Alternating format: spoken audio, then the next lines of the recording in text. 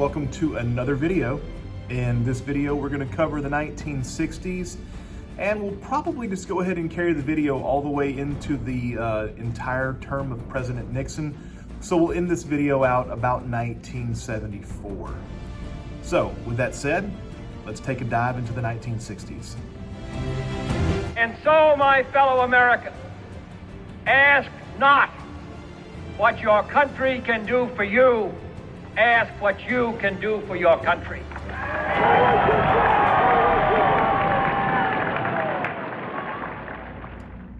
So when you think about the 1960s, what comes to mind? Well, if you're like me, and I know most people aren't, I think of John F. Kennedy. He's kind of, to me, emblematic of the 1960s. New, young, fresh, vigorous, the new America. And that's probably pretty fitting, because when Kennedy runs for president in 1960 against Richard Nixon, his slogan is a new frontier. So he's carrying that image of his youth and vitality into his own presidential administration, that he will win the election of 1960, and he will bring forward a litany of new legislation. Kennedy wants to increase the minimum wage. He wants to have more government spending on housing projects. He also wants to cut taxes, and he wants to increase federal aid for education purposes, and he wants to increase the medical care for elderly, some of the stuff that had been started back in the New Deal. Another key part of Kennedy's new frontier legislation is going to be the Peace Corps. Now, the Peace Corps kind of symbolizes that youthful energy of the Kennedy administration, and it's going to become a very successful institution that is still around today for young college graduates to go serve other parts of the world and bring American values and bring American democracy-style leadership to other parts of the world in a very voluntaristic spirit. Another part of the new frontier legislation is what Kennedy called the Alliance for Progress. This is similar to Taft's dollar diplomacy that he used in Latin America, but it's not exactly the same thing. In this way, we're trying to stop the spread of communism and stop communist ideas from coming about by pumping American money into countries that are poor, agrarian areas, industrial development, and just helping other countries to not, for a lack of better words, become too poor where they become desperate for communism, which wouldn't really do them a lot of good in the long run if they did become communist. But they didn't know that then, and that's what we're trying to stop. And he's also going to push for limited civil rights legislation. Now, not everything that he pushes for will he get, because he's going to be going up against a very conservative Democrat Congress, but some of his legislation will get passed, and that stuff is collectively known, of course, as New Frontier legislation. Now, because Kennedy dies in office so young, we're not really sure exactly what kind of president he would have been if he had been in office for 4 years. But nonetheless, Kennedy has a legacy of cutting taxes and a fairly conservative administration. Let every nation know, whether it wishes us well or ill, that we shall pay any price, bear any burden, meet any hardship. Now, when it comes to foreign policy, there is, of course, the continuing Cold War that's going on. Now, in our last video, we covered the Cold War in quite a bit of detail. In this video, we're going to cover specific Cold War policies of President Kennedy, President Johnson, and President Nixon. And in so doing, we're going to be talking a lot about Vietnam. Kennedy's really going to be having a trial by fire here when it comes to Cold War policies, because no sooner than is he taken office, but the Bay of Pigs fiasco is going to take place. Now, this was pre-planned by President Eisenhower, and Kennedy had said, go ahead with the mission, but the mission becomes an utter failure when there's no air support given to the Cuban refugees who were landing in Cuba to overthrow Fidel Castro. It's an utter failure, and Kennedy takes the blame for that. And we move on, as we move forward in the Cold War, Khrushchev will take advantage of Kennedy because he thinks now that Kennedy is inexperienced and he's weak and indecisive. But when the second major Cold War event takes place of Kennedy's presidency, that being the Cuban Missile Crisis. Kennedy shows remarkable ability at diplomacy that is going to be one of the greatest events of Kennedy's presidency and possibly the greatest event of the entire Cold War, when Kennedy is able to avert nuclear disaster and force the Russians to remove the nuclear weapons out of Cuba in October of 1962. Now, as far as Vietnam is concerned, Kennedy will send in a few more troops than Eisenhower had sent into Vietnam originally, but after the French had evacuated Vietnam in 1954, we still wanted to make sure that Vietnam did not go entirely communist. So Eisenhower had sent in some military advisors. Kennedy will send in some special forces troops to hope that these guys can help train an army of Vietnamese to stop the spread of communism in Vietnam. Now, of course, we know that will not be successful, and a couple of years down the road, Johnson will send in tens of thousands of troops, but we'll get into that shortly. In our last video, we also talked about the space race. Now, the space race is a huge part of the Cold War. However, the space race does not technically kick off until John F. Kennedy is in office. With his famous address Kennedy gives at Rice University in 1962, that is really the official start of the space race. Now, of course, it's a space race to the moon. We're going to race the Soviets in technology to get to the moon first. But the key here is to develop rockets that can deliver a payload of nuclear weapons one continent to another continent. We declare our right on this earth to be a man, to be a human being. Now, while Kennedy did not really do a whole lot for the civil rights movement, the civil rights movement is still moving right along through the 1960s. We talked about the early parts of the civil rights movement in our 1950s video, but as we get into the 1960s, we're going to see the leadership of Martin Luther King Jr. begin to explode across the country with his March on Washington and his nonviolent civil disobedience in order to gain civil rights. But we're also going to see more leadership and splintering of leaderships in the Black civil rights movement to people such as Stokely Carmichael and Malcolm X, who were much more militant than had been Martin Luther King Jr. As a matter of fact, we're going to see the phrase "by any means necessary" come to fruition under the leadership of some of these new civil rights leaders. Some of the events that are going on during the 1960s are going to be things such as the sit-in movement in Greensboro, where we're trying to desegregate lunch counters. We will have the Freedom Rides. We will have, of course, Martin Luther King Jr.'s March on Washington. And of course, from that point, we'll see a splintering of that leadership that we spoke about.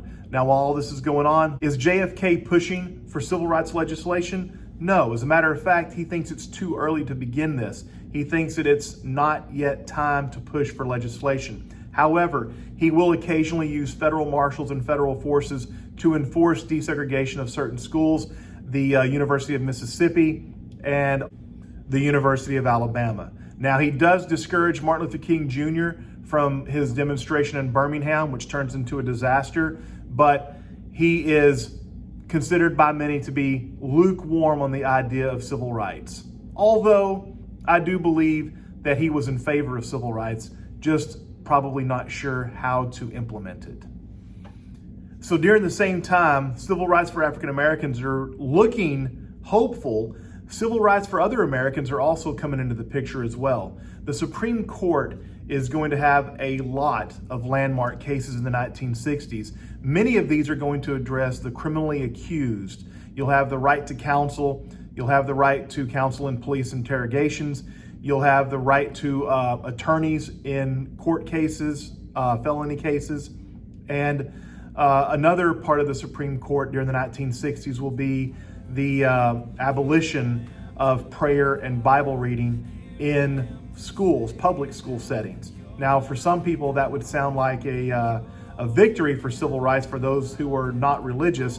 But remember, the others who are religious are going to see this as a serious decline in morality in the United States during this time period.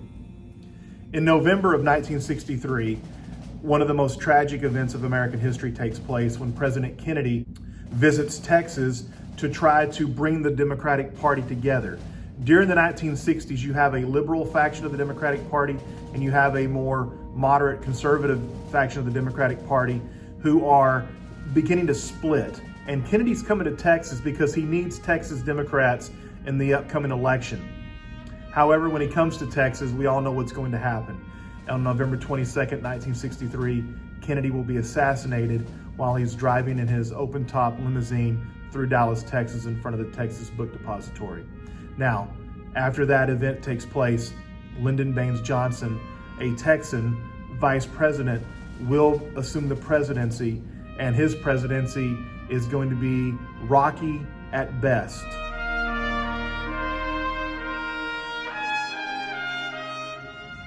So let's talk about Johnson's domestic policy first. Now, Johnson's domestic policy, after he wins re-election in 1964, is going to be called the Great Society. Now, the Great Society becomes a huge welfare package for the United States. Johnson grew up very poor in Texas in the 1920s and 30s, and he's seen destitute living conditions, and so his domestic policy will go after poverty. He will create Medicare, Medicaid, federal education grants to increase education across America, the Head Start program. He will also increase immigration, especially from Latin American countries. He will create food stamps, the AFDC program. He will have the Department of Housing and Urban Development for rent assistance for poor wage earners. He will create the Public Broadcasting Corporation. He will create the National Endowment for the Arts. So the Great Society is going to cost a lot of money for the United States. And at the same time this is going on, we're about to commit thousands and thousands and tens of thousands of troops into a little country that most people had never even heard of in 1964.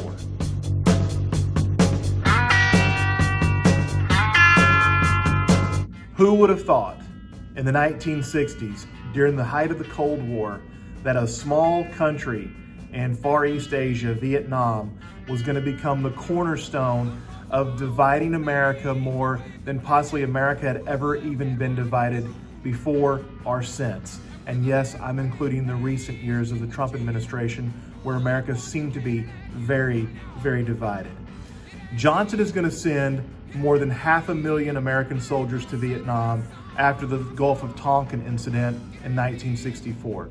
Now, the Gulf of Tonkin is the incident where allegedly North Vietnamese ships had fired upon American ships in international waters. Now, because of this, Congress basically writes a blank check to Johnson and says, do what you need to do.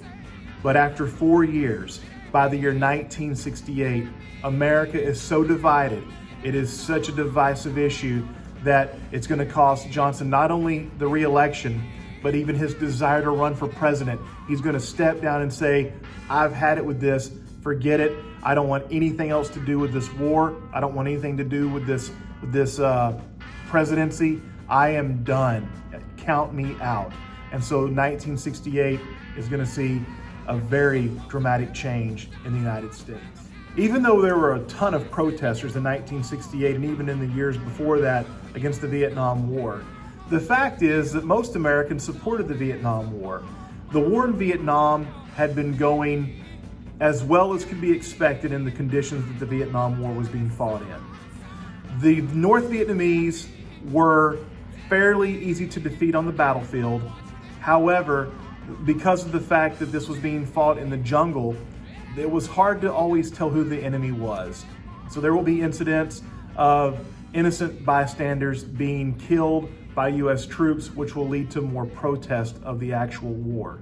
Now, the actual progression of the war and the defeating of the communists in Vietnam was almost accomplished by the year 1968. As a matter of fact, when the Tet Offensive takes place in 1968, that was the last stand of the communists in North Vietnam. If the war effort had continued at the rate it had been going for many years before that, the North Vietnamese would have been soundly defeated, according to many military experts. But because of the volatile political situation, the war effort will be dramatically drawn back, and it won't be until Richard Nixon is elected in 1968 that the war effort will be again pushed. So let's talk specifically about the year 1968. First of all, the Tet Offensive takes place, which is going to cause a lot of pushback and protest against the Vietnam War. In April of that year, Martin Luther King Jr. is going to be assassinated in Memphis, Tennessee. Now, after the assassination of Martin Luther King Jr., there's going to be riots breaking out all across the country. Washington, D.C., Chicago, Baltimore, Harlem, New York, St. Louis. There's going to be dozens of riots breaking out all across the country.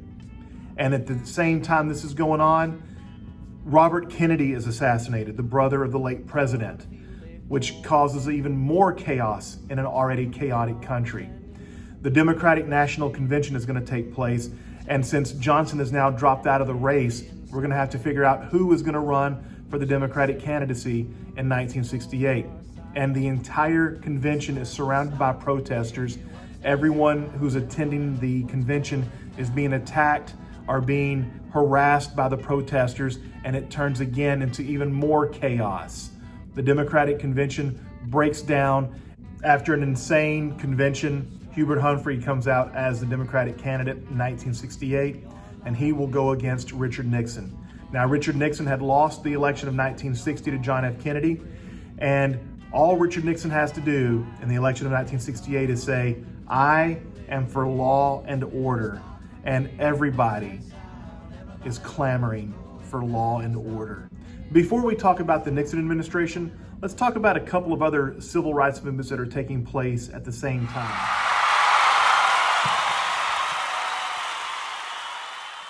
First of all, let's talk about the feminist movement. The women's movement is going to kick off in large fashion in 1963 under the leadership of Betty Friedan when she writes The Feminine Mystique.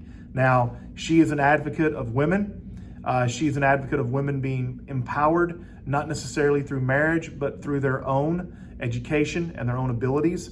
The National Organization of Women will be founded during this time period. Now, the Equal Pay Act will be passed in 1963, and that will be signed by John F. Kennedy as part of his New Frontier legislation. Also, in the early 70s, the Roe versus Wade Supreme Court decision will come down, which legalizes abortion under the premise of a right to privacy. And so this will also be another feather in the hat for the feminist movement. Right.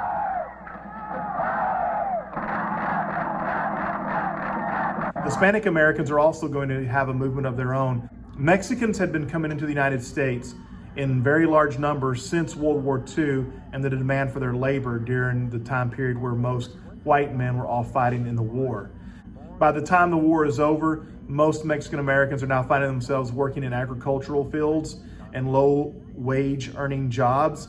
And Cesar Chavez will come upon the scene, and he will organize laborers, and he will become a major union leader for Mexican Americans. And they will be able to raise the pay overall for many of these people who are working in these low-wage agricultural sector jobs.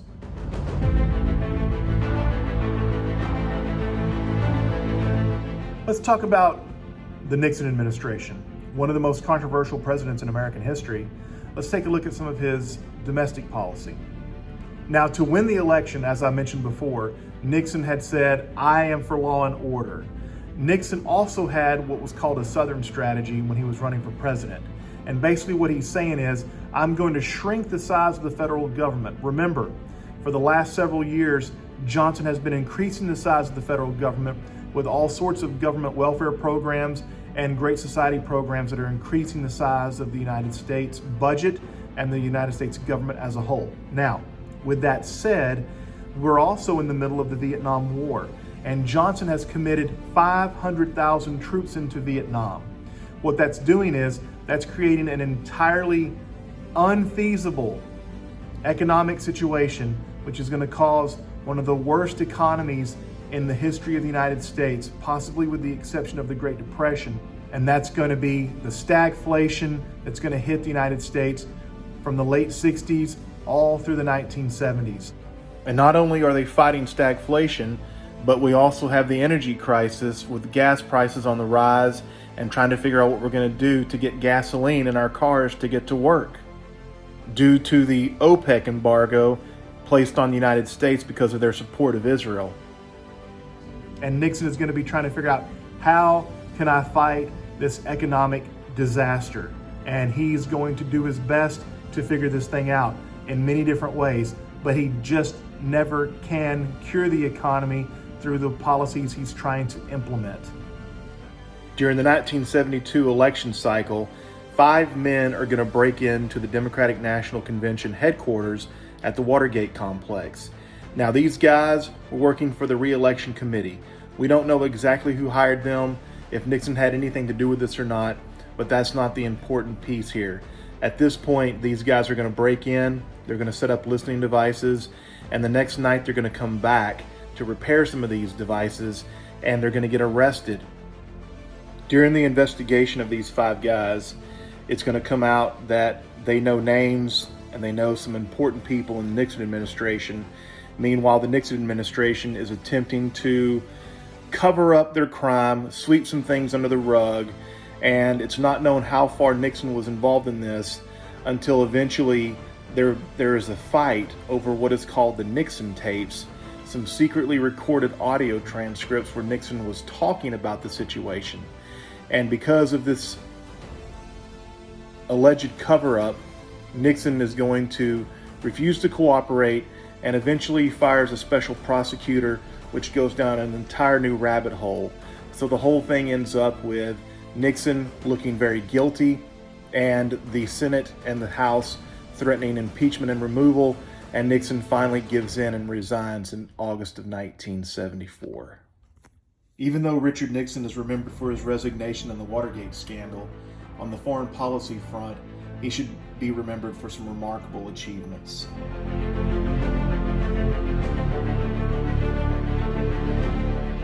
On the foreign policy side of things, Nixon knows that the only way he's going to be able to win re-election is to win the war in Vietnam and bring the soldiers home. So he and his Secretary of State, Henry Kissinger, are going to come up with a plan known as Vietnamization. And the whole purpose of this is to train a Vietnamese soldier for every American soldier, so we can bring the American soldier home and put this guy on the front lines to fight the war. The more we can give the war to them, to the Vietnamese, the more we can get our soldiers back home. He's going to sign the Paris Peace Accords, and the North Vietnamese are going to promise to stop fighting South Vietnam, and they're going to promise to leave South Vietnam alone and to not try to force communism on them anymore. But because of what's going on with the Watergate scandal and the break-in and the cover-up, when Nixon resigns, North Vietnam becomes much more emboldened, and they're like, the United States isn't going to do anything to us now, and they're slowly going to start to encircle South Vietnam, and they're going to take it little by little. And as Vietnam is being taken over little by little, President Ford is going to ask Congress to give money to send troops back to protect Vietnam, and the Democratic Congress is going to say, no more money. We're out of Vietnam. It's over. Possibly one of Nixon's greatest accomplishments is his ability to begin to thaw the Cold War out. If Nixon had stayed in office, there are many who speculate that the Cold War might have ended in the 1970s, maybe 74, 75, 76, and not had to wait until 1989. But because of Watergate, Nixon will resign and this will never come to fruition. Let's talk about what Nixon did do. Détente. Détente was Nixon's ability to thaw the Cold War by playing 2 major communist regions against one another. Communist China and the Soviet Union, who although they were communist, they did not like each other and they did not get along. China had not been recognized since it went communist in 1949. The United States refused to recognize China. We don't know who you are, we're not talking to you, we're not dealing with you. Nixon says, if I will recognize communist China and I will start to trade with China, I will start to have some sort of diplomatic relations with China, then the Soviet Union, who's always been in trouble economically and financially, they might say, what are you doing over here with China, but you don't want to talk to us? So when Nixon opens up China for trade, the Soviet Union says, we want to come to the table and talk also. And that is detente. And our relationship with the Soviet Union, which had been very tense, it's going to ease down a little bit, and it looks like we're going to be ready to start discussing things. We're going to sign a couple of treaties with the Soviet Union. The most important thing that we're going to do is sign the SALT Treaty, which is the Strategic Arms Limitation Treaty. For the first time ever, we're saying, let's get rid of some of these nuclear weapons. Y'all get rid of some of these nuclear weapons, and maybe we won't be on this mutually assured destruction. The whole earth is going to explode if we have a war, World War III, nuclear war, it's all over. So SALT was a very solid step in the right direction. But it's going to take until we get to this guy that we're going to actually end the Cold War because of the Nixon resignation. We're going to talk more about what's going on in the 1970s, the 80s, and the 90s, and even to the present day in our next video. Thanks for watching, guys.